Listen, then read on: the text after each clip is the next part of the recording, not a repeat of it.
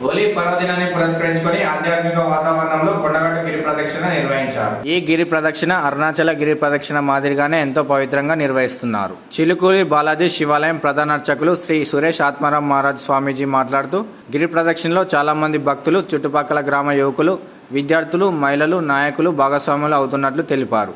గిరి ప్రదక్షిణలో పాల్గొన్న వారికి ఆంజనేయ స్వామి కరుణా కటాక్షాలు ఉండాలని వారు తెలియజేశారు.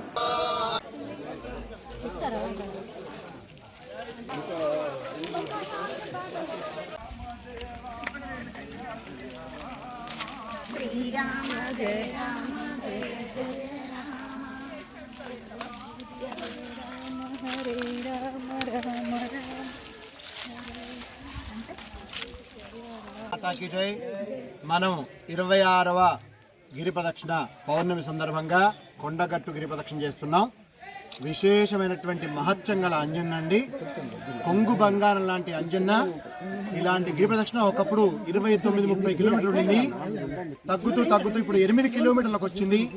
ఈ 8 కిలోమీటర్లు కూడా చాలా శ్రద్ధగా అద్భుతంగా దారి ఏర్పడింది. ఒక సగభాగం మనం ఆ కొండ ఎక్కే రోడ్డు మాత్రమే కొంచెం మనకి ఇబ్బంది, కానీ మిగతాదంతా పచ్చటి వాతావరణం.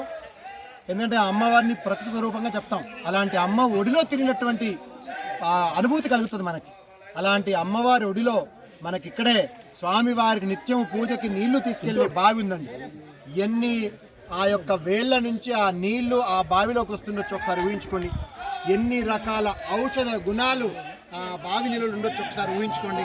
అంత అద్భుతమైన బావిని అందరూ కొంచెం కొంచెంగా తీర్థంలాగా సేవించి అలా ముందుకెళ్తారండి. ఇలాంటి అద్భుతమైన కొండగట్టు గిరి ప్రదక్షిణ ముఖ్యంగా రాష్ట్ర వ్యాప్తం కావాలి, ఆ పైన దేశవ్యాప్తం, ఆ తర్వాత ప్రపంచవ్యాప్తం కావాలి.